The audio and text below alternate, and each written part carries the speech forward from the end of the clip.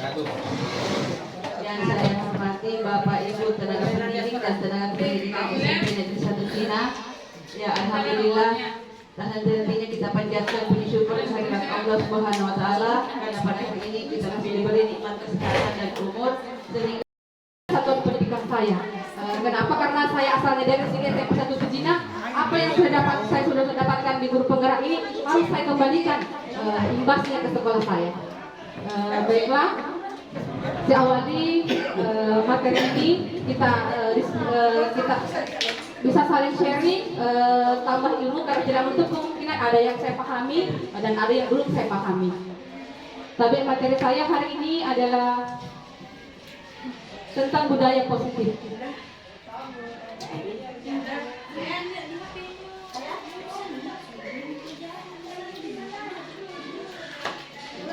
Pertama, apa itu budaya positif? Dan kira-kira apa contoh penerapan budaya positif yang telah kita terapkan di satuan pendidikan kita? Kira-kira pemahaman Ibu, sejauh pemahaman Ibu, apa kira-kira itu budaya positif? Budaya positif itu seperti apa dalam pemikiran tak? Seperti apa itu budaya positif? Dan kira-kira di sekolah ini sudah ada tidak penerapan budaya positif yang pernah kita lakukan? Kalau anak, contohnya misalnya anak-anak jalan di dunia apa namanya berbicara dengan sopan terhadap orang yang tua, kemudian ada perilaku yang sopan terhadap guru-guru apalagi misalnya di depan guru. Terima kasih banyak Puan, betul sekali Puan. Budaya Mapatabe dalam budaya kita Bugis merupakan salah satu budaya positif yang sudah kita lakukan diterapkan di sekolah kita. Sebenarnya budaya positif ini sudah lama ada di satuan pendidikan kita. Contohnya misalnya Puan yang sering kita lakukan sholat zuhur berjamaah, ya budaya positif. Mapatabe misalnya menghormati orang yang lebih tua, budaya positif juga termasuk budaya positif yang sudah kita laksanakan di lingkungan pendidikan kita.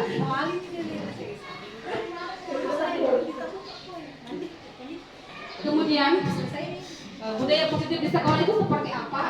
Budaya positif di lingkungan sekolah yaitu nilai-nilai dan kebiasaan di sekolah yang berpihak kepada peserta didik agar mereka dapat berkembang menjadi pribadi yang kritis, penuh hormat dan bertanggung jawab. Sekali lagi, tujuan budaya positif di sekolah itu tujuannya adalah untuk membentuk peserta didik kita bagaimana bisa menjadi manusia yang kritis, penuh hormat, bertanggung jawab. Tujuannya, orientasinya sekali lagi pelaksanaan budaya positif di sekolah, sekali lagi tujuannya untuk memperbaiki peserta didik kita, bagaimana rasa hormatnya, tanggung jawabnya, disiplinnya, religiusnya bisa terbentuk dari budaya positif yang kita ciptakan itu. Kemudian konsep-konsep, jadi materi di budaya positif ini ada konsep, ada beberapa isinya. Konsep-konsep kuncinya yang pertama adalah perubahan paradigma belajar, disiplin positif dan nilai-nilai kebajikan, motivasi perilaku manusia, restitusi. Restitusi ini meliputi 5 posisi kontrol, keyakinan kelas dan segitiga restitusi. Ini perubahan paradigma yang pertama.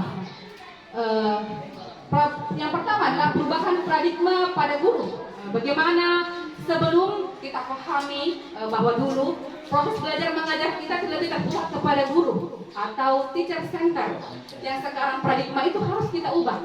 Bagaimana proses belajar mengajar kita itu lebih berpusat kepada siswa, student center. Jadi bagaimana anak-anak lebih berperan, bagaimana tugas tak kita guru mendesain, modifikasi pembelajaran tak supaya di kelas itu yang lebih banyak berinteraksi adalah siswa, bukan kita yang menguasai pembelajaran. Mereka yang aktif. Dengan cara seperti apa? Modifikasi pembelajaran. Bagaimana cara memodifikasinya adalah membuat pelajaran itu sesuai dengan apa yang mereka inginkan, apa yang mereka butuhkan. Seperti itu. Berikutnya filosofi pendidikan Hajar Dewantara. Jadi pendidikan menurut Hajar Dewantara, pendidikan bukan tabula rasa, Jadi ini yang perlu kita ubah. Dulu bahwa mengatakan bahwa tabulasa itu adalah yang menyatakan bahwa murid itu seperti kertas kosong dan terpatahkan oleh Ki Hajar Dewantara. Ki Hajar Dewantara mengatakan filosofi itu bahwa murid itu bukan tabulasa. Mereka lahir sesuai dengan bakat dan keterampilannya masing-masing. Sudah ada memang dia bawa. Itu kodrat alam namanya. Berikutnya tugas kita guru menuntun bakat tersebut agar anak tumbuh dan selamat dan bahagia. Jadi anak itu sudah terlahir dengan minat dan bakatnya masing-masing. Tugas kita tinggal menuntun itu, mengarahkan itu bagaimana anak itu bisa mendapatkan lebih mengembangkan bakat dan minatnya sesuai dengan bawaannya. Jadi sekali lagi mereka bukan kertas kosong sebenarnya, ada misinya. Iya, ada bawaan yang lahir. Tinggal bagaimana kita mengarahkan dan menuntun itu sehingga itu tercapai. Berikutnya guru kita ini ibarat petani. Anak murid kita itu biji jagung yang siap kita tuai. Jadi bagaimana kita merawat sehingga biji itu bisa tumbuh dan berkembang dengan baik. Seperti apa itu prosesnya, Bapak Ibu guru mungkin sudah lebih tahu dan akan kita bahas ke depannya. Berikutnya kodrat alam dan kodrat zaman. Tadi kembali kepada tabulasa. Kodrat alamnya anak-anak adalah mereka membawa minat dan bakat masing-masing. Itu kodrat alam yang sudah mereka bawa sejak lahir. Kodrat zamannya adalah seperti sekarang. Zaman IT. Mau tidak mau, suka tidak suka, kita harus bergelut di dunia itu. Kenapa? Itulah yang merupakan kebutuhan yang tadi didikta bahwa mereka memang membutuhkan proses pembelajaran, desain pembelajaran yang berbasis IT. Kenapa? Karena itu adalah tuntutan zaman. Mau tidak mau, suka tidak suka, sulit, gampang, mudah. Tugas saya sebagai pendidik mengadakan itu kepada peserta didik. Kenapa? Tuntutan zamannya sudah seperti itu. Berikutnya adalah berpihak pada anak. Jadi segala sesuatu yang kita lakukan di sekolah ini menjurus notabene nanti satu tujuan, yaitu yang kita lakukan sama berpusat kepada murid. Semua aktivitas kegiatan kita guru notabene semua akan berpusat kepada peserta didik. Yang terakhir adalah profil pelajar Pancasila. Akan saya lebih kupas ini ada untuk menuju ke materi berikutnya, ada kegiatan pemantik. Kegiatan ini adalah berupa Anda dan teman Anda akan melakukan kegiatan coba buka namanya. Anda adalah A misalnya, tugas Anda adalah mengepalkan salah satu tangan tak. Coba bayangkan bahwa yang ada di kepala tangan tak ini adalah sesuatu yang sangat berharga, sekuat tenaga akan karena begitu pentingnya sekuat tenaga yang ada di kepala tangan tak ini tidak kita buka, meskipun misalnya ada bujuk, bahkan menghardik, mengintimidasi, memarahi, menggoda, bahkan menawari Anda uang agar Anda bersedia membuka kepala tangan Anda. Jadi anggaplah yang ada di kepala tangan tak ini sesuatu yang sangat berharga, yang sangat penting, meskipun dengan berbagai cara Anda pertahankan itu. Berikutnya, coba lakukan kegiatan. Coba buka di atas dengan cara bergantian dengan teman tak. Waktunya 30 detik saja. Sudah itu diskusikan, coba dengan menjawab pertanyaan-pertanyaan di bawah ini secara mandiri. Kemudian kembali setelah itu kita lakukan kembali ke teman tak melakukan hal yang sama. Pertanyaannya dari hal yang tadi adalah yang sudah kita lakukan. Apakah Anda akan membuka kepala tangan Anda? Misalnya Bapak Ibu ada tali yang kita pegang itu, yang kita kepal itu sesuatu yang berharga, yang sangat penting. Kira-kira mau dibuka atau tidak? Bagaimana Bapak Ibu, mau dibuka atau tidak? Kalau misalnya ada sesuatu yang kita punya di kepala tangan tak itu, kita anggap bahwa itu penting sekali bagi kita, berharga sekali bagi kita. Kira-kira mau dibuka atau tidak? Dibuka. Mau dibuka. Jadi jawabannya bisa bervariatif, ada yang mau buka, ada yang tidak. Tapi Iya. kalau selaku guru, ya seharusnya kalau memang dianggap itu berharga, seharusnya dibuka, Iya. memperkenalkan kepada anak-anak bahwa ini yang terbaik Apa salahnya? Itu kan namanya guru kan Iya. harus memberikan hal-hal yang terbaru kepada anak-anak. Iya. Ya, kalau kita hanya gurunya saja yang pintar, kalau kita tidak buka, berarti hanya guru yang pintar saja itu ya. Sedangkan lagi itu guru kan sebagai sumber ilmu juga. Oke, jadi di samping itu sebagai fasilitator dan juga sebagai mitra siswa, ya memang apa baiknya kita buka, baru kita bicarakan bahwa ini manfaatnya. Terima kasih banyak Pak, super sekali jawabannya dari Bapak Pak Sudi mengatakan bahwa dia akan membuka kepala tangan itu sepenting apapun itu sebagai posisinya sebagai guru, bahwa yang dia ada di kepala tangannya itu adalah berupa ilmu yang siap untuk dia transferkan kepada peserta didiknya. Seperti itu juga pemahamannya. Lanjut yang ke nomor 2, apakah Anda mengapa alasannya Pak Sudi mengatakan bahwa sepenting apapun itu baginya akan siap dia buka untuk peserta didiknya? Karena sekali lagi sebagai seorang itu hal yang kita lakukan berdasarkan kepada sesuatu. Yang ketiga adalah dalam kegiatan ini sesungguhnya siapa yang memegang kendali atau kontrol untuk membuka kepala tangan itu? Iya. Siapa yang mempunyai kendali untuk memegang kontrol terhadap kepala tangan Kak? KB, siapa yang punya kontrol? Jadi tadi Kak kepala yang mengontrol kepala tangan Kak ini diri tak sendiri bisa mengontrol. Orang tidak bisa mengontrol akan kepala tangan ini. Lanjut ke slide berikutnya. Jadi inilah tadi makna dari permainan tadi. Kepala tangan itu diibaratkan seperti ini. Yang ilustrasi yang pertama adalah pada dasarnya kita tidak dapat memaksakan murid untuk berbuat sesuatu jikalau murid tersebut memilih untuk tidak melakukannya, walaupun tampaknya guru sedang mengontrol perilaku murid itu. Hal ini demikian terjadi karena murid sedang mengizinkan dirinya dikontrol. Teori kontrol ini menyatakan bahwa semua perilaku memiliki tujuan, bahkan terhadap perilaku yang tidak sesuai. Jadi maksudnya tadi kepala tangan ini, KB, Bapak Ibu, ini adalah menjuruskan kepada siswa. Terkadang melakukan sesuatu itu kita paksa anak-anak sesuai dengan kemauan kita. Terkadang anak melakukan itu meskipun tidak sesuai dengan kata hatinya, keinginannya. Pada saat itu kita kontrol mereka, kita suruh mereka tidak sesuai dengan keinginan mereka. Mereka lakukan, kenapa? Karena kita yang kontrol dia. Bisa ditanggapi. Seperti itu. Kita bisa lanjutkan Bisa kembali. ditanggapi. Kemudian terkadang kita menjas bahwa yang mereka lakukan itu tidak ada manfaatnya, tidak ada gunanya. Tapi kembali lagi bahwa semua yang mereka lakukan menurut pandangan dalam dunia pendidikan memiliki tujuan, ada syarat dengan makna. Yang ilustrasi berikutnya adalah penguatan positifnya tadi permainan itu adalah bujukan, adalah bentuk kontrol segala usaha untuk mempengaruhi agar mengulangi suatu perilaku tertentu.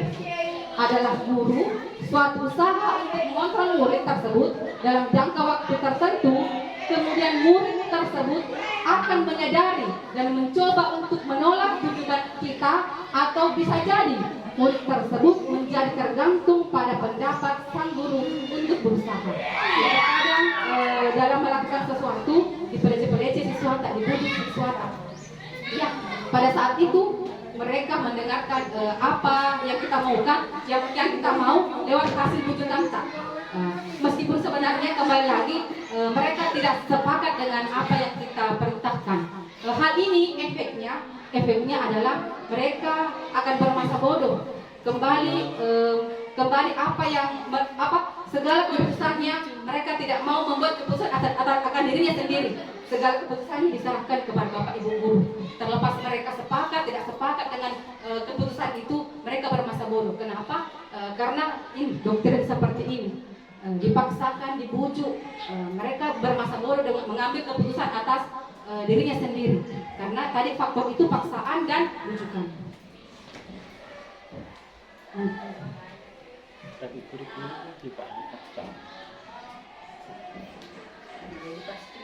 Kita kembali ke slide berikutnya tentang disiplin positif dan nilai-nilai kebajikan. Kurikulum sih paksaan. Dalam rangka menciptakan lingkungan positif, salah satu strategi yang perlu kita tinjau kembali adalah penerapan disiplin di sekolah kita. Apakah telah efektif? Apakah masih perlu ditinjau kembali? Apakah sesungguhnya arti dari disiplin itu sendiri? Apa kaitannya dengan nilai dari kebajikan? Kita fokus ke pertanyaan pertama.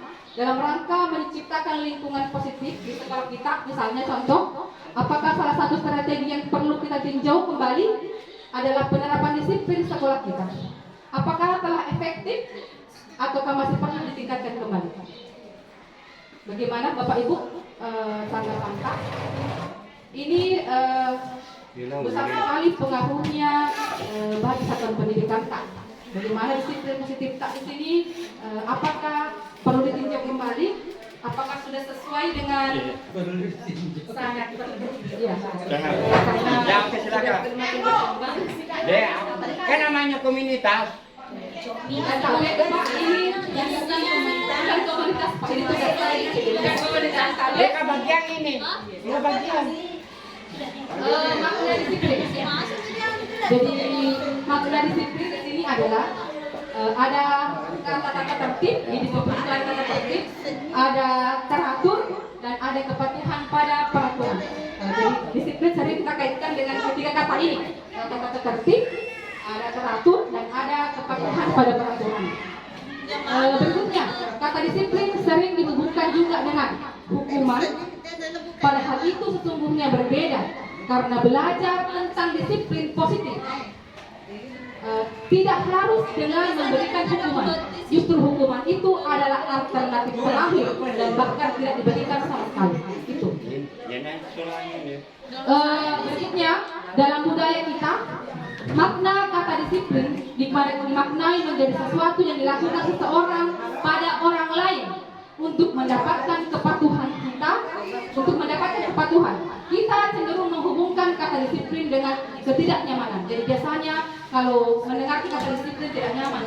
Kenapa? Terkadang itu merupakan keharusan, kepatuhan yang harus kita lakukan. Ini Hajar Dewantara mengatakan dari mana ada kemerdekaan, disitulah harus ada disiplin yang kuat. Sesungguhnya disiplin itu bersifat self-defense, yaitu kita sendiri yang mewajibkan kita dengan sekeras-kerasnya. Tetapi itu sama saja, sebab jika kita tidak cakap melakukan self-defense ini, wajiblah penguasa lain mendisiplinkan diri kita sendiri. Jadi intinya Puan, kalau disiplin itu dari sumber diri kita sendiri, kita yang doktrin diri kita sendiri. Kapan tidak bisa kita doktrin diri kita sendiri seperti sesuatu? Sebenarnya disiplin itu dari diri sendiri. Kenapa? Jika mereka tidak bisa mendisiplinkan dirinya yang bersumber dari pribadinya sendiri, itulah peran orang-orang di sekitarnya. Perannya guru membantu mereka mendisiplinkan mereka, perannya orang tuanya membantu mendisiplinkan mereka. Seperti itu menurut Dewantara. Dewantara juga menyatakan bahwa untuk mencapai kemerdekaan atau dalam konteks pendidikan kita saat ini, untuk menciptakan murid yang merdeka, syarat utamanya adalah harus ada pada disiplin yang kuat. Disiplin yang dimaksud adalah disiplin diri yang memiliki motivasi internal dalam diri mereka sendiri. Disiplin itu muncul dalam diri mereka sendiri, bukan karena dorongannya orang lain. Jika tidak memiliki motivasi internal, maka kita memerlukan barulah pihak lain yang tercampur dalam pendisiplinan tak. Baru datang guru tak, datang orang tua tak, teman-teman tak, keluarga tak mendisiplinkan. Kapan? Kenapa? Kita belum bisa disiplinkan dari internal tak sendiri. Maka butuh pendisiplinan dari orang lain. Seperti itu maksudnya.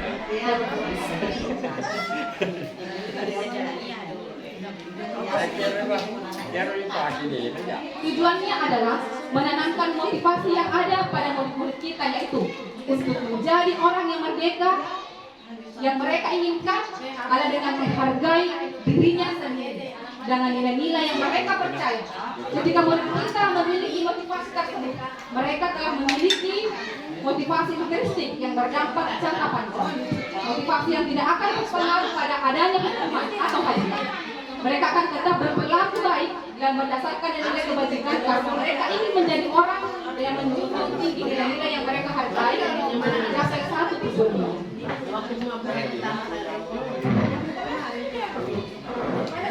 Disiplin itu sebagai bentuk kontrol diri, yaitu belajar untuk mengontrol diri kita agar mencapai tujuan mulia. Jadi tujuan disiplin itu sebenarnya adalah kontrol. Bagaimana kita bisa kontrol diri kita? Kenapa? Dengan mengontrol diri kita, apa yang kita inginkan, apa yang kita cita-citakan yang akan kita capai. Berikutnya tujuan mulia disiplin mengacu pada nilai atau prinsip mulia yang dianut seseorang. Kita namakan nilai-nilai tersebut sebagai nilai kebajikan. Nilai-nilai kebajikan adalah sifat positif manusia yang merupakan tujuan mulia yang ingin dicapai setiap individu. Ini beberapa institusi organisasi pendidikan telah memiliki nilai kebajikan yang diyakini dan disepakati bersama. Salah satunya adalah nilai kebajikan yang ingin dicapai oleh setiap anak Indonesia yang kita kenal dengan profil pelajar Pancasila. Inilah sebenarnya tujuan PKM. Ini yang mau dicapai.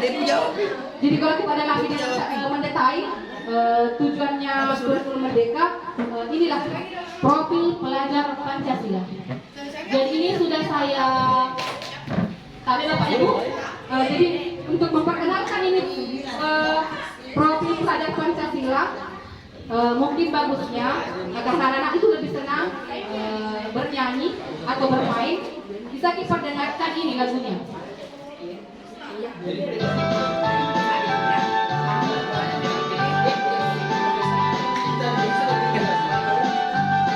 Pelajar Pancasila beriman bertakwa pada Tuhan Esa dan berakhlak mulia, bercerita ke Anggota, gotong royong mandiri, kreatif dan bernalar kritis. Pelajar Pancasila beriman dan bertakwa pada Tuhan Yang Esa dan berakhlak mulia, berdiri ke Anggota, gotong royong mandiri, kreatif dan bernalar kritis. Tapi nanti saya share dulu jadi supaya bisa awal pembelajaran uang kita perkenalkan ini nyanyikan mereka supaya mereka lebih paham udah apa itu pelajar Pancasila karena apa? Tidak menutup kemungkinan masih banyak yang tidak tahu apa itu sebenarnya ini pelajar Pancasila. Jadi supaya gampang kita mereka dapat bisa dengan bernyanyi seperti ini.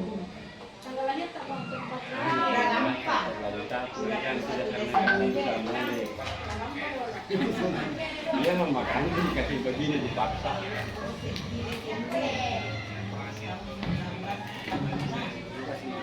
Di motivasi perilaku manusia adalah untuk menghindari ketidaknyamanan atau hukuman.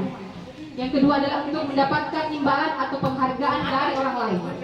Yang terakhir untuk menjadi orang yang merdeka dan yang mereka inginkan dan menghargai diri sendiri dengan nilai-nilai yang mereka percaya. Kita bahas detail. Tapi ini kasus yang sering terjadi. Contoh ada kasus contohnya ini Ibu IPA itu IPA ada seseorang yang bernama IPA siswa kurang menguasai pelajaran matematika sehingga pada saat pelajaran tersebut berlangsung dia lebih banyak berdiam diri atau menggambar di buku pelajarannya. Pada saat guru matematikanya itu Pak Seno menanyakan pertanyaan, IPA menjadi gugup dan tak sengaja menjatuhkan tasnya dari kursi. Secara tiba-tiba pelaku IPA ini yang berbicara tergagap tersebut. Pak Seno pada saat itu membiarkan teman-temannya menertawakan IPA yang tergagap dan malu luar biasa. Dan malahan meminta IPA untuk maju ke depan dan berdiri di depan kelas sambil menunjuk hidungnya karena tidak bisa menjawab pertanyaan dari Pak Seno. Kelas semakin gaduh dan anak-anak pun tertawa melihat IPA di depan kelas memegang ujung hidungnya. Jadi ini kasus yang sering terjadi, bahkan pernah mungkin kita lakukan di kampus. Pertanyaannya Bapak Ibu, yang pertama, apakah setuju sih dengan tindakannya Pak Seno terhadap IPA tadi? Tidak. Tidak setuju. Yang kedua, menurut Pak Seno terhadap IPA itu hukuman atau konsekuensi? Hukuman ataukah konsekuensi? Kedua-duanya sebenarnya itu tidak boleh, Bu. Bukan anunya Pak, tadi yang melakukan itu termasuk hukuman kah atau konsekuensi? Nanti Pak Kamal sudah menyertai di belakang. Tidak bisa sebenarnya itu kalau hukuman. Bilang saja konsekuensi kan hukuman kan. Beda Inilah tipis. perbedaannya antara hukuman, konsekuensi dan Hanya restitusi. istilahnya saja berbeda. Iya, bisa kita lihat dengan baik kira-kira apa perbedaannya. Kalau hukuman itu bersifat tidak terencana atau tiba-tiba kita adakan begitu. Yang Kalau kedua, ada kesepakatannya berarti bersikap satu arah. Pihak guru yang memberikan dan murid hanya menerima hukuman itu. Jadi guru melangi, siswa tak terima bawang.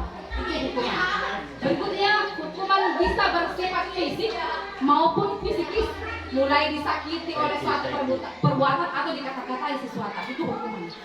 Berikutnya, konsekuensi. Perbedaannya adalah kalau konsekuensi bersifat terencana atau sudah disepakati. Jadi kalau kita kasih hukuman anak-anak sepakati dan seperti ini mereka sepakat, berarti itu konsekuensi. Tapi kalau satu arah kita dikasih hukuman tidak ada anak-anak tidak sepakat dengan hukuman itu, berarti itu hukuman. Itu perbedaan. Berikutnya, murid tetap dibuat tidak nyaman untuk jangka waktu yang pendek.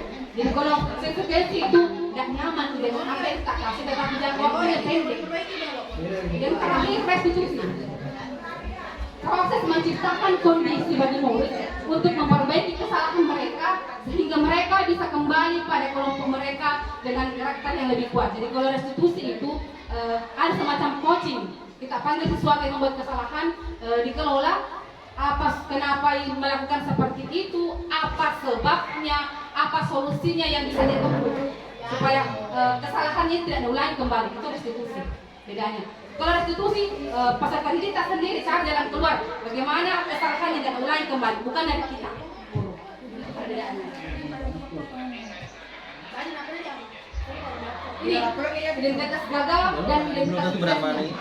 Kalau hukuman, sesuatu yang menyakitkan pasti terjadi. Hukuman itu. Kemudian tidak nyaman untuk murid dalam jangka waktu yang panjang. Kalau kita kasih hukuman akan ada ketidaknyamanan peserta didik dalam jangka yang panjang. Berikutnya, korban mendapatkan keadilan. Misalnya berkelahi anak, kembali. korbannya Proses lagi, proses lagi. tapi tidak tahu yang lain. Iya. Bagaimana? Konsekuensi. Sesuatu Kurang jam, harus terjadi. terus tak lain solusi semua. Ketidaknyamanannya berlaku dalam jangka waktu yang pendek. Korban bisa diabaikan. Murid, anak dibuat. Berikutnya restitusi. Itu restitusi pilihan. Kenapa? Karena ada solusi yang ditawarkan. Maka anak bisa memilih solusi yang mana yang tepat supaya masalahnya itu tidak dilakukan. Menguatkan untuk murid, anak dalam jangka waktu yang panjang. Korban mendapatkan ganti. Murid, anak mendapatkan penguatan.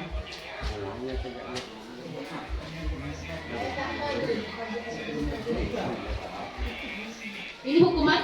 Kenapa gagal? Identitasnya adalah perilaku lebih pasif, bahkan agresif. Semakin meningkat. Perilaku pasifnya, tidak mau bergerak, tidak mau kerja tugas. Bahkan terkadang juga agresif, berlebihan. Ada sikapnya berlebihan. Kenapa? Karena faktor hukumannya tadi. Ada dua sikap yang akan muncul. Yang pertama, kalau tidak pasif, agresif yang keluar. Yang kedua, sistem tidak akan berjalan bila murid tidak takut. Jadi karena tadi proses hukuman yang kita lakukan, jadi ada unsur bahwa sistem itu nanti kapan siswa tidak takut, dia metode tidak berjalan di prosesnya. Kenapa? Karena didoktrin dengan hukuman. Dengan dihukum mereka takut dan kapan dia nggak tahu, tidak berjalan sistemnya. Peraturannya adalah kamu harus. Jadi di hukuman itu identik dengan kata kamu harus. Tidak boleh tidak, harus ikut. Identiknya kata hukuman. Murid akan membenci peraturan. Kenapa? Karena dengan hukuman terus akhirnya peraturan sekolah contohnya tidak suka dengan peraturan. Kenapa? Dengan peraturan itu akan berdampak negatif bagi mereka, karena dengan peraturan itu muncul hukuman bagi mereka. Maka mereka tidak senang lagi dengan adanya peraturan. Konsekuensinya adalah penguatan hanya bertahan. Kalau konsekuensi sukses ini, tapi penguatannya hanya bertahan dalam jangka waktu yang pendek. Memerlukan monitoring dan supervisi terus menerus dari guru. Jadi kalau konsekuensi ada terus dipantau terus, monitoring terus. Yang berikutnya membantu penerapan mengikuti peraturan dalam masyarakat. Kalau identitas sukses itu biasanya kata-kata yang sering keluar, apa peraturannya? Misalnya melanggar sesuatu, ditanya kira-kira pelanggaran tadi peraturan apa yang sudah kita langgar? Seperti itu. Kalau konsekuensi program ditanya kira-kira di program di tata tertib ini apa peraturan yang sudah kamu langgar? Anak-anak tahu bukan langsung kita kasih hukuman, ditanya dulu di peraturan tadi itu ternyata di peraturan yang mana kamu langgar, mampukah kamu melakukannya, dan anak-anak terima kasih. Konstitusi masalahnya terpecahkan, murid belajar bertanggung jawab untuk perilakunya, fokus pada pemecahan masalah dalam jangka waktu yang panjang. Konstitusi keluar kata-kata, apakah kamu yakin, apakah kamu bisa, dan apakah kamu bisa memperbaiki masalah.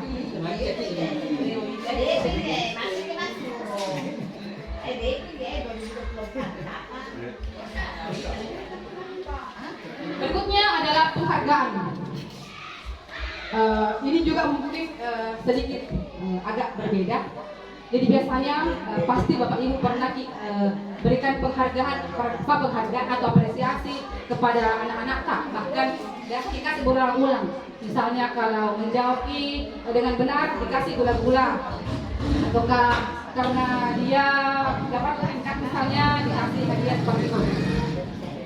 Ini hukumnya menurut FAN bahwa mengemukakan baik penghargaan maupun hukuman adalah cara-cara mengontrol perilaku seseorang yang menghancurkan potensi untuk pembelajaran yang sesungguhnya. Menurut FAN, secara ideal tindakan belajar itu sendiri adalah penghargaan sesungguhnya. FAN selanjutnya mengungkapkan beberapa pernyataan dari hasil pengamatan selama ini tentang tindakan memberikan penghargaan yang nilainya sama dengan menghukum seseorang. Jadi menurutnya FAN itu penghargaan itu bahkan sama posisinya dengan menghukum seseorang. Ini penghargaan ini efeknya jangka panjang. Boleh juga bahkan jangka panjang dan jangka pendek. Penghargaan tidak efektif. Penghargaan dapat merusak hukuman, karena dengan adanya penghargaan akan muncul kecemburuan antara teman yang sering dikasih hadiah ini, akhirnya temannya cemburu, maka hubungan itu akan rusak dengan sendirinya. Cemburu ya anak-anak kalau dikasih terus temannya misalnya hadiah, karena dia terus menjawab boy dikasih hadiah, akhirnya cemburu ya, rusak hubungan mereka. Yang berikutnya penghargaan merusak kualitas. Kenapa? Terkadang anak-anak mau melakukan sesuatu karena iming-imingnya itu mau dapat penghargaan. Jadi kualitasnya anak-anak berkurang. Bukan mereka belajar bukan karena mau pintar, bukan mau cerdas, tapi karena mau dapat hadiah. Gitu. Berikutnya motivasi. Sebenarnya motivasi itu anak-anak harus dari diri sendiri. Kenapa? Karena kapan anak-anak melakukan sesuatu karena mau diiming-imingi dengan hadiah, berarti motivasinya bukan dari dirinya sendiri, tetapi karena mau mendapatkan sesuatu.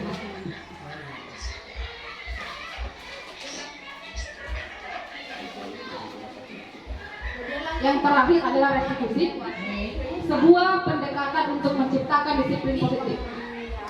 Restitusi bukan untuk menebus kesalahan, namun untuk belajar dari kesalahan.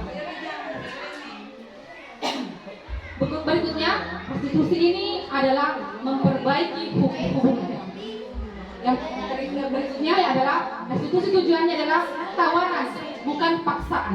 Jadi akan ada nanti video bagaimana seperti apa itu restitusi. Berikutnya, restitusi itu menuntun untuk melihat ke dalam diri. Restitusi mencari kebutuhan dasar yang mendasari tindakan, dan restitusi fokus pada karakter bukan tindakan. Berikutnya restitusi menguatkan, restitusi fokus pada solusi, dan restitusi mengembalikan murid yang berbuat salah pada kelompoknya.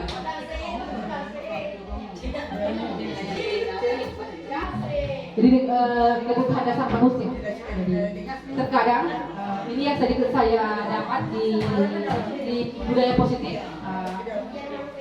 Terkadang anak-anak melakukan kesalahan, fokusnya saja pada kesalahannya anak, tanpa pernah kita tahu kenapa itu anak tak bikin kesalahan.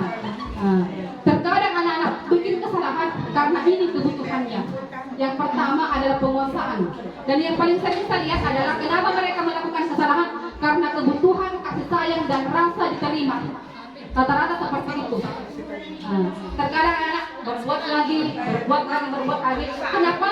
Kurangnya kasih sayang yang mereka dapatkan di rumah. Terkadang mereka berusaha untuk mendapatkan itu di sekolah dengan menarik, mau diperhatikan, mau diterima, perasaan mau diperhatikan, mau diterima lebih oleh bapak ibu gurunya. Kenapa? Mayoritas mungkin kita lihat anak-anak yang melakukan pelanggaran itu ada background keluarga yang tidak terlalu bagus dasarnya. Yang kedua adalah kesenangan. Terkadang mereka melakukan pelanggaran atau kesalahan itu karena faktor kesenangannya, sedang melakukan itu, terbebaskan merasani kalau melakukan hal seperti itu. Dan berat juga saya dapatkan bahwa terkadang anak-anak itu melakukan kesalahan dan langsung terfokus kepada kesalahannya anak. Cari dulu dan derita kita guru, kenapa anak kamu melakukan seperti itu. Terkadang misalnya belajar jam pertama, bolos jam kedua, refleksi sebenarnya kenapa ya tidak masuk di jam pertama. Terkadang juga ini tidak semuanya seperti itu. Tidak masuk di jam tak karena mungkin tidak senangi dengan cara belajar tak, misalnya mengajar tak contoh misalnya. Pak, misalnya kalau masuk di kelas menokok atau teori mengajar tak bercerama jiki seperti apa, mungkin seperti itu. Jadi refleksi juga bapak ibu guru. Seperti itu yang saya dapatkan kebetulan. Bisa bertanya. Ini 5 posisi kontrol restitusi. Yang pertama menghukum. Ini ada video.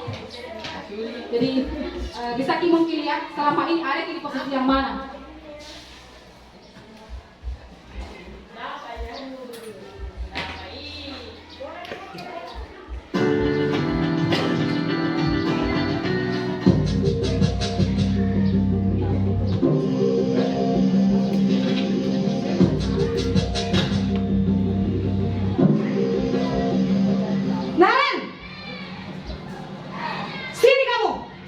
Buat kopi. Selamat pagi, Bu. Selalu terlambat. Kamu deh, pasti terlambat. Maaf, Bu. Saya Apa? Apa coba? Alasan kamu apa lagi? Kapan sih kamu tidak terlambat? Malas sekali ya kamu jadi anak. saya Dasar pemalas. Gak kapok-kapok sih kamu. Sudah berapa kali terlambat? Sana, kamu keliling lapangan basket 2 kali. Kenapa saya harus keliling lapangan basket, Bu? Kenapa? Kamu melawan ibu? Berani-beraninya jawab.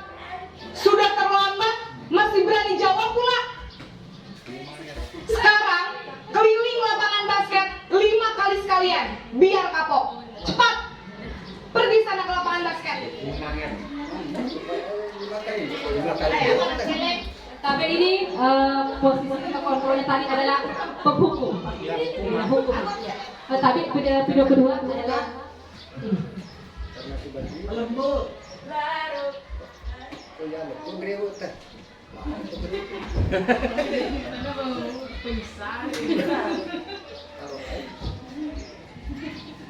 Bukan merasa bersalah.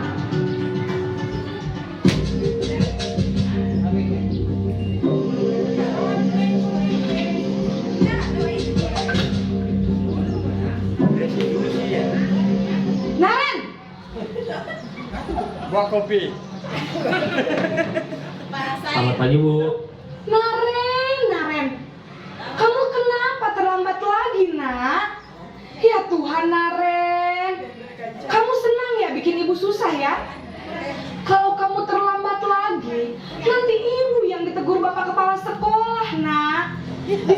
ibu tidak bisa membina kamu. Duh, gimana ini? Maaf Bu, Duh, Gusti Naren. Kamu suka ya kalau ibu ditegur bapak kepala sekolah? Terus, sekarang ibu harus tulis apa ini di buku absen? Ini kamu sudah sering terlambat loh. Ibu harus apa coba? maaf Bu, maaf sekali. Ya sudah, lain kali jangan bikin ibu susah lagi ya nak ya. Ibu tidak akan kuat lagi kalau kamu begini terus. Bisa jantungan kalau ibu tegur bapak kepala sekolah. Sana cepat ke kelas. Maaf ya Bu, maaf sekali. Tapi ini tadi posisi kontrol membuat merasa bersalah. Jadi kata-kata yang keluar itu membuat kalian merasa bersalah dengan pelanggaran.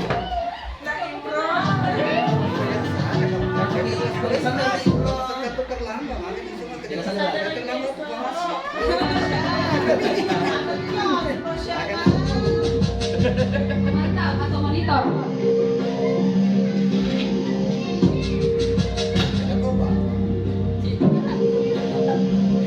Naren, Ya, biar macet. Selamat pagi Bu. Naren, apa peraturan sekolah kita tentang jam berapa kita harus masuk sekolah nak? Kita harus di sekolah jam 7 Bu. Iya betul, sekarang sudah jam 7.20. Naren sudah tahu konsekuensinya jika terlambat hadir. Paham Bu, saya harus tinggal kelas pas jam istirahat selama 20 menit. Iya benar, konsekuensinya demikian. Jadi nanti jam 9.30 pas istirahat, kamu harus tinggal di kelas, kerjakan tugas tambahan untuk ketertinggalan kamu, ya? Baik Bu. Tapi masih belum makan. Kalau mau tinggal anak ibu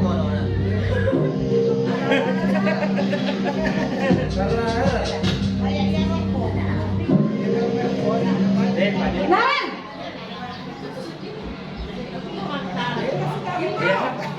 Selamat pagi Bu. selamat pagi Naren. Maaf Bu, saya terlambat. Iya, sekolah masuknya jam 7, sekarang sudah jam 7.20. Jadi sekarang bagaimana ini Naren? Maaf Bu, saya lupa setel alarm saya semalam. Baiklah, menurut kamu, keyakinan sekolah yang mana yang perlu kamu tingkatkan? Menghargai diri sendiri dan orang lain mungkin ya Bu. Setuju. Jadi, apakah Naren meyakini prinsip saling menghormati tersebut? Iya Bu, saya meyakininya. Apakah Naren bersedia memperbaiki masalah keterlambatan ini? Bersedia Bu. Bagaimana kamu akan perbaiki masalah keterlambatan ini? Saya akan coba untuk tidak lupa menyetel alarm saya Bu. Baik, kalau Naren lupa menyetel alarm di rumah, ada orang yang kira-kira bisa bantu mengingatkan tidak? Ada Bu, kakak saya, Kak Ema. Ada lagi selain Kak Emma? Selain Kak Ema, ada ibu saya. Baik, jadi yang mengingatkan Naren adalah Kak Emma dan ibu kamu ya? Kira-kira akan mulai setel alarm kapan nih Naren? Setelah pulang sekolah, akan segera saya lakukan. Baik, jadi Naren akan setel alarm untuk bangun besok pagi dan akan diingatkan oleh kakak dan ibunda Naren ya. Ada lagi yang mungkin perlu dilakukan Naren agar tidak terlambat bangun lagi? Tidak ada Bu. Baik Naren, terima kasih untuk kerjasama kamu. Sekarang kamu perlu kembali ke kelas untuk belajar. Baik Bu, terima kasih. Tapi pada lima posisi kontrol, mungkin Bapak Ibu sudah bisa tahu posisinya di mana saja. Jadi berdasarkan video tadi yang sebenarnya yang paling tepat adalah posisi manajer yang terakhir. Bagaimana ketika anak bersalah, mereka berusaha membuat solusi atau cari dan keluar dari permasalahannya sendiri sehingga permasalahan terpecahkan. biar lebih pakai kue.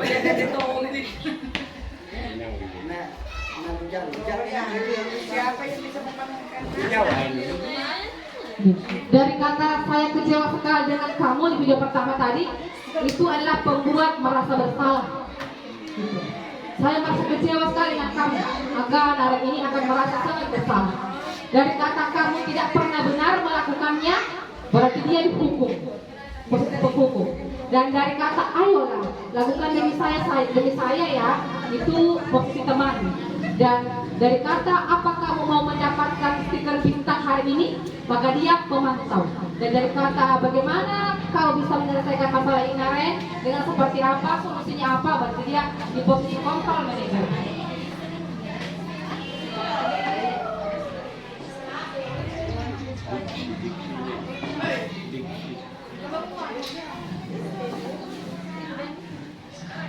Ini berikutnya kita pindah ke keyakinan kelas. Jadi ini saya kira penting sekali Bapak Ibu. Di sekolah ini belum ada keyakinan kelas. Sebenarnya ini harus ada ditempel di setiap kelas. Jadi keyakinan kelas ini bukan kita guru yang bikin, tetapi ada campur tangan siswa di dalamnya, berembuk dengan siswata. Ini ada contoh yang saya kerja dulu di Loka, tanya teman-teman. Contoh pertama kita buat dulu peraturan kelas seperti apa. Kita arahkan siswata mau seperti apa. Misalnya ada yang tempel. Tidak boleh main HP bu, tempel di atas. Jadi ini caranya nanti bikin bapak wali kelas bisa mungkin lihat ketuan begini nanti kita bikin keyakinan kelas. Kenapa wajib ada keyakinan kelas tak? Yang pertama anak-anak datang tempel apa peraturan kelas yang kira-kira tidak boleh mereka langgar. Yang pertama misalnya ada yang tempel, tidak boleh main HP. Misalnya tidak boleh bertengkar dalam kelas. Berikutnya misalnya ada lagi yang tempel, tidak boleh mengejek teman, tidak boleh misalnya mengambil pensilnya teman. Tidak boleh misalnya makan di kelas. Ada beberapa. Kemudian kalau sudah ada tempel seperti ini siswata, bikin kalimat positifnya dari kata-kata mereka ini. Dirangkailah kalimat positif. Contohnya misalnya tidak boleh terlambat, berarti kata kalimat positifnya adalah datang dan pulang tepat waktu. Itu didesain di kalimatnya. Misalnya tidak boleh mengejek teman, maka kalimat positifnya adalah saling menyayangi. Seperti itu. Misalnya lagi makan atau membuat sampah di kelas, kalimat positifnya adalah menjaga kebersihan kelas. Misalnya lagi tidak pakai topi saat acara atau pakai baju putih di hari Sabtu, misalnya berarti kalimat positifnya memakai uniform lengkap. Berikutnya lagi ini ngambil barangnya temannya secara paksa, berarti kalimat positifnya saling menghargai. Seperti itu. Jadi inilah contohnya bagaimana kita nanti bikin keyakinan kelas yang awalnya dulu dari kesepakatan kelas dituangkan menjadi kalimat positif, terbentuklah keyakinan kelas.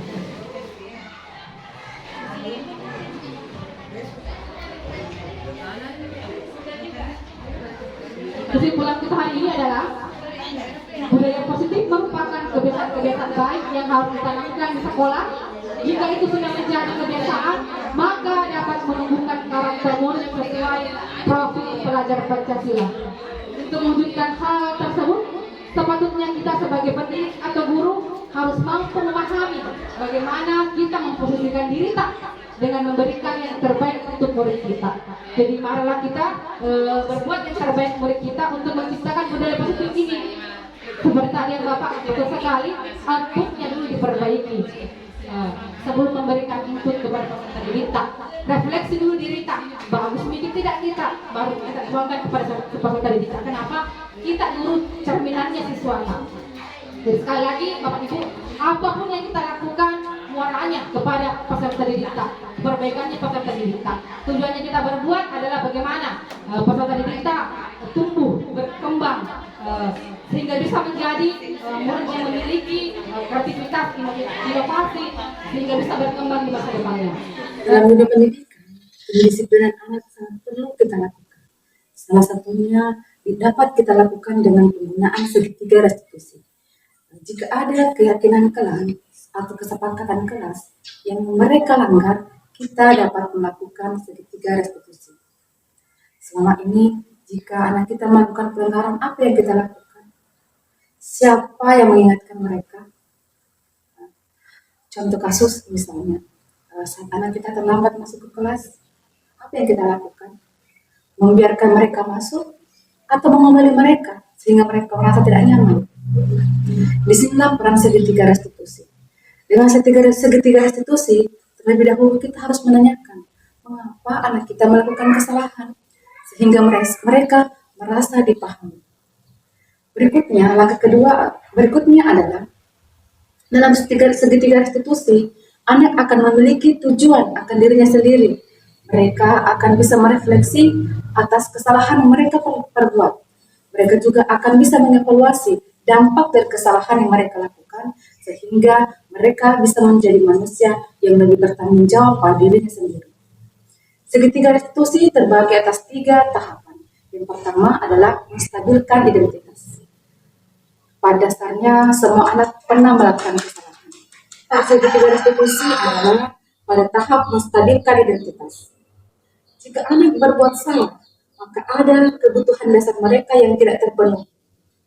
Bagian dasar segitiga restitusi ini tujuannya adalah untuk merubah anak yang mengalami kegagalan karena telah melakukan kesalahan menjadi anak yang sukses dengan memperbaiki kesalahannya.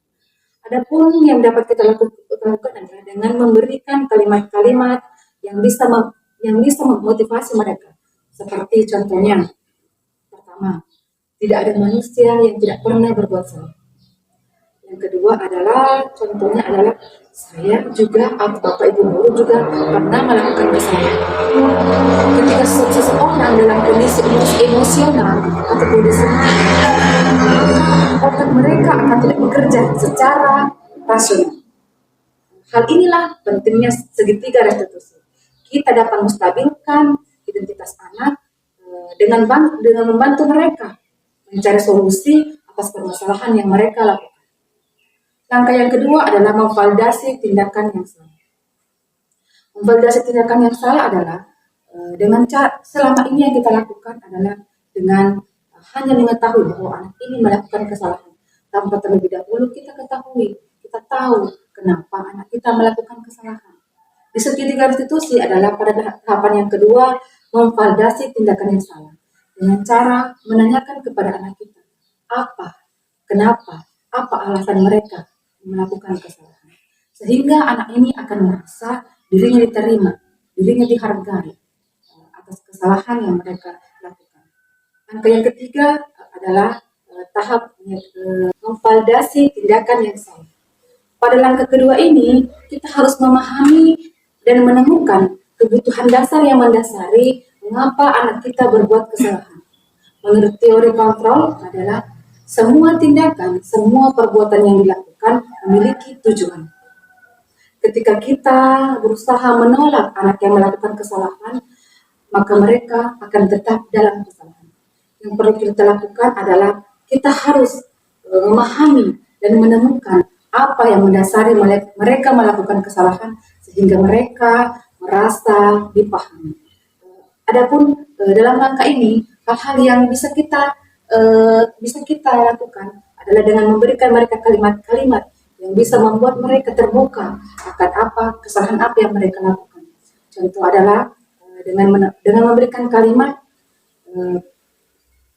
apa alasan kamu melakukan kesalahan ini?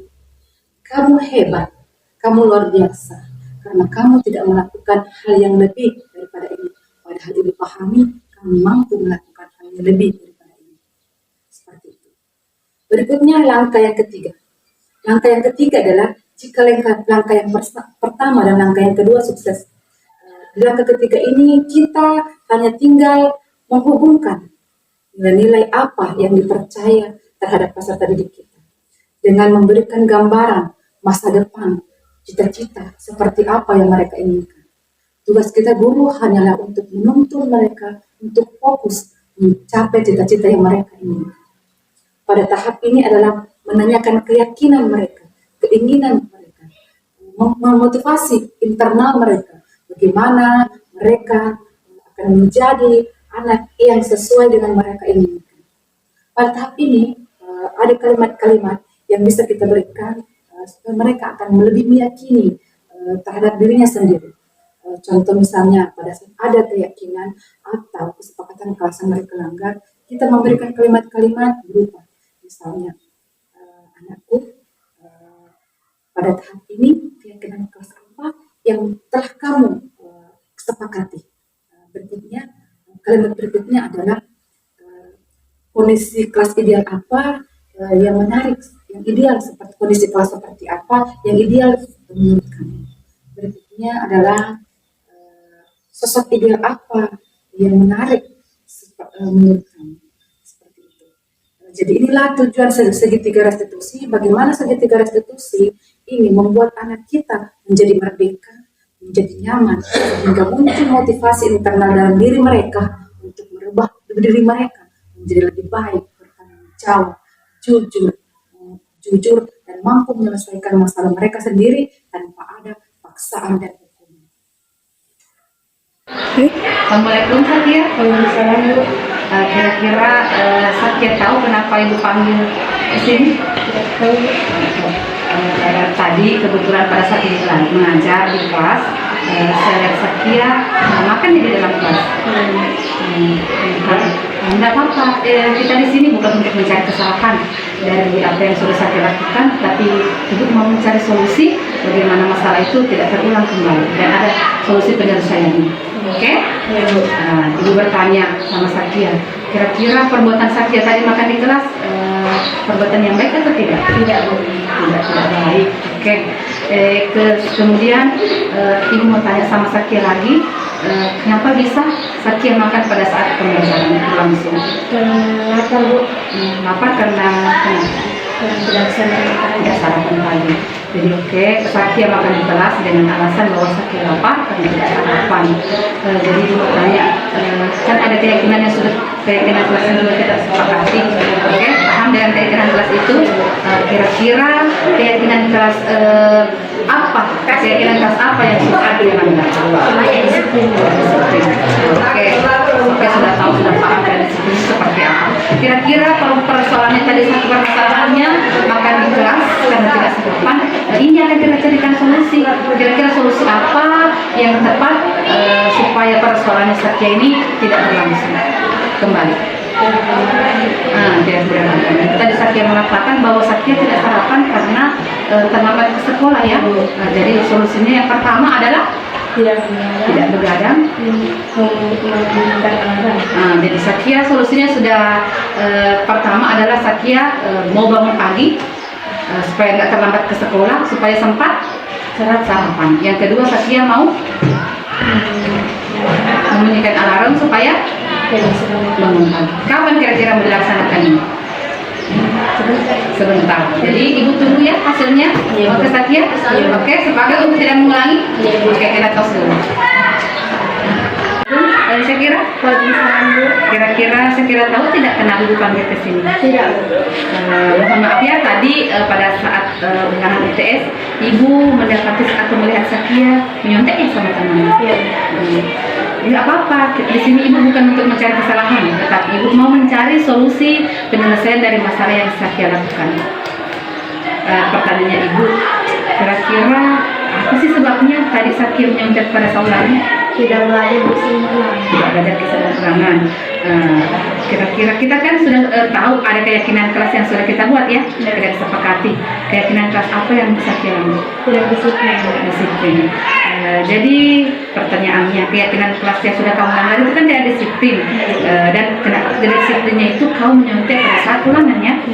Kira-kira solusi apa yang bisa kita ambil supaya masalah ini, kesalahan ini tidak terulang kembali? Belajar sama meyakini kemampuan diri sendiri. Oke, bagus sekali solusinya yang kita tawarkan sama Ibu, bahwa yang pertama yang harus kamu lakukan adalah belajar sebelum ulangan.